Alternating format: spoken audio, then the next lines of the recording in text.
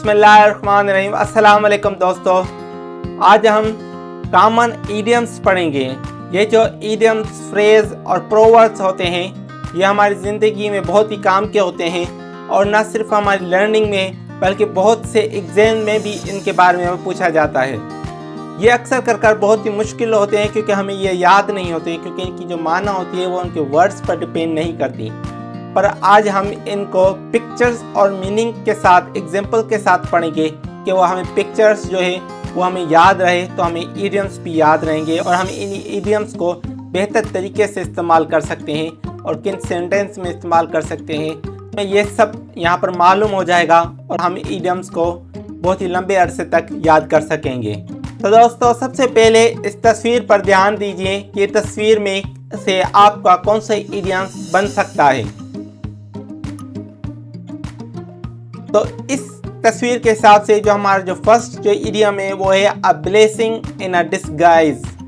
दोस्तों, इसका मकसद क्या है a blessing in a disguise का? इसका मतलब होता है कि समथिंग दैट सीम्स बैड और unlucky at first but turns out to be good. तो दोस्तों, इस तस्वीर के जो फर्स्ट जो पार्ट है प्रॉब्लम वाला, अगर आप इसे देखो तो ये जिस बाल को प्रॉब्लम समझ रहा है, तो आगे चलकर जब ये चलते चलते थक जा रहा है तो वही बाल इसके लिए लकी साबित हो रही है, क्योंकि वो उस पर मज़े से इंजॉय करता हुआ सफ़र अपना तय कर रहा है। तो ये इसका हो गया अ ब्लेसिंग इन डिस्गाइज। हमने इस तस्वीर से ये इडियम इस्तेमाल किया। अभी इस इडियम्स को एग्जाम्पल में कैसे इस्तेमाल कर सकते हैं, तो वो एग्जाम्पल ये आएगी कि losing that job was a blessing in a disguise because it pushed me to start my own business। तो दोस्तों, ये एग्जाम्पल बिल्कुल परफेक्ट इस इडियम्स पर बन रही है कि इसमें कह रहा है कि वो जो जॉब इसने छोड़ी थी तो वो उसके लिए बहुत ही लकी साबित हुई कि उसने आज अपना खुद का बिजनेस स्टार्ट कर लिया। दोस्तों, दूसरा इडियम्स पढ़ते हैं। अब ये जो एग्स हैं, अब इन एग्स के हिसाब से आपको कौन सा इडियम्स याद आ रहा है? तो वो इडियम्स होगा अ डिम अ डजन। डजन तो आपको मालूम ही होगा, जैसे हम अंडे लेते हैं तो वो डजन के हिसाब से होते हैं। तो दोस्तों, इस इडियम्स की माना क्या है? तो very common and easy to find. दोस्तों, आप इस तस्वीर को देखकर कुछ ऐसे तरीके से भी इस इडियम को याद कर सकते हैं कि एग जो है वो बहुत ही ईजी होता है बनाने में और बहुत ही कॉमन ही पाया जाता है, अमूमन हर घर में मौजूद होता है। और इसका जो एग्जाम्पल में हम इस्तेमाल करेंगे इस इडियम को, तो वो एग्जाम्पल होगी those antique dishes are pretty but they are dime a dozen. माना वो जो एंटिक जो डिशेज हैं, माना पुरानी जो डिशेज हैं, वो बहुत ही खूबसूरत हैं, पर क्या है कि वो बहुत ही कॉमन हैं और बहुत ही इजीली फाइंड की जाती हैं, माना बहुत सौ के पास होंगी वो डिशेज। तो उम्मीद है दोस्तों आपको ये इडियम्स भी याद हो चुका होगा। अब दोस्तों, ये हमारा थर्ड इडियम है। इसमें ये शख्स क्या कर रहा है? ऑब्वियसली आपको मालूम हो चुका होगा कि ये शख्स क्या कर रहा है, और से कोई बात सुनने की कोशिश कर रहा है या तो ये चोरी छुपे किसी की बातें सुन रहा है। तो इसका जो इडियम्स बनेगा वो होगा ऑल ईयर्स। इसका मतलब क्या होगा कि fully listening and paying attention. जब कोई किसी की इम्पोर्टेंट बातें सुनने की कोशिश करता है तो वो अपनी फुल अटेंशन उस बातों को सुनने के लिए देता है।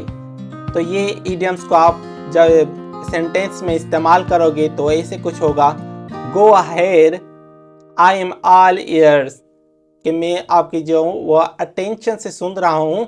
Tell me what's been on your mind, कि आपके जो माइंड में है वो क्या है। नेक्स्ट जो इडियम है वो तो आपको मालूम हो चुका होगा कि इसमें पिक में ही है कि in the same boat. Idiom को all in the same boat भी कहते हैं या इन द सेम बोट भी कहते हैं। तो आप इन दोनों में से जो भी याद कर लीजिएगा। इसका मकसद होता है इन द सेम सिचुएशन और प्रेडिकेमेंट। ये दोस्तों, आप तस्वीर में देखो कि जो भी इस बोट में बैठा हुआ है, अगर ये बोट सिंक माना डूबने वाली है, तो इसकी जो सब जो तादाद है, उनकी फीलिंग, उनके इमोशन जो है वो सेम ही होंगे अमूमन। तो इसके आप मिसाल में इस तरह इस्तेमाल कर सकते हैं कि everybody on staff got a pay cut, we are all in the same boat. अमूमन इसे नेगेटिव सेंस में इस्तेमाल किया जाता है, जैसे नेगेटिव फीलिंग में। तो जैसे यहाँ पर बता रहा है कि जो जितने भी स्टाफ हैं उनकी जो सैलरी है वो कट कर दी गई है। तो वो एक दूसरे को बोल रहे हैं कि we are all in the same boat, कि हमारी जो हालत है वो एक जैसी है। एक और इडियम है यहाँ पर, तो आप इस तस्वीर को देख के अगर समझ सकें, इडियम बनेगा वो हैगा barking up the wrong tree. इसमें जो डॉग है वो एक ऐसे ट्री को देखकर बार्किंग कर रहा है जिस ट्री के ऊपर कोई परिंदा है नहीं। असल में तो परिंदा वो उसके सामने वाला जो ट्री है उसके ऊपर बैठा हुआ है। तो वो उससे लग रहा है डॉग को कि परिंदा इस ट्री के ऊपर बैठा हुआ है, तो वो गलत ट्री को देखकर बार्किंग कर रहा है। जैसा कि आप इस तस्वीर को देखकर अपने हिसाब से कोई भी स्टोरी बना सकते हैं, जैसे कि मैं आपको कोई ना कोई स्टोरी बनाकर बता रहा हूँ, वैसे आप अपनी अगर कोई बनाएंगे तो क्रिएटिव तरीके से, तो आपको और बहुत आसानी से आपको इडियम्स याद हो जाएंगे।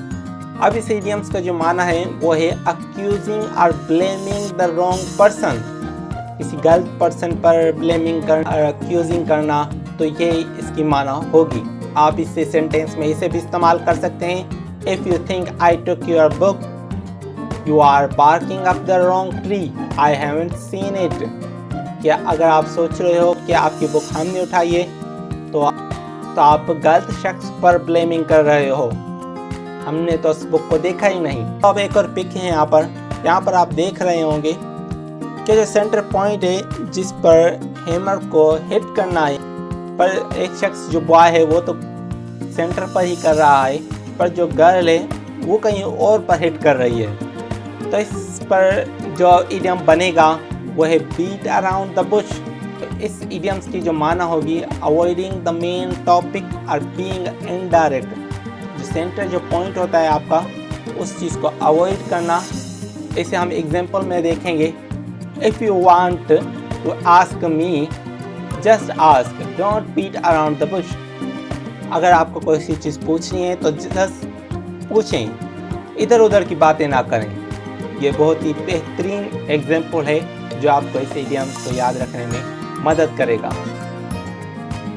दोस्तों, अब इस तस्वीर को आप देखो। तस्वीर क्या कर रहा है कि बुलेट को अपने दांतों से पकड़कर चबा रहा है। इसका जो इडियम्स है वो है बाइट द बुलेट। इसकी जो माना होगी वो होगी टू फेस अ डिफिकल्ट और अनप्लेजेंट सिचुएशन ब्रेवली।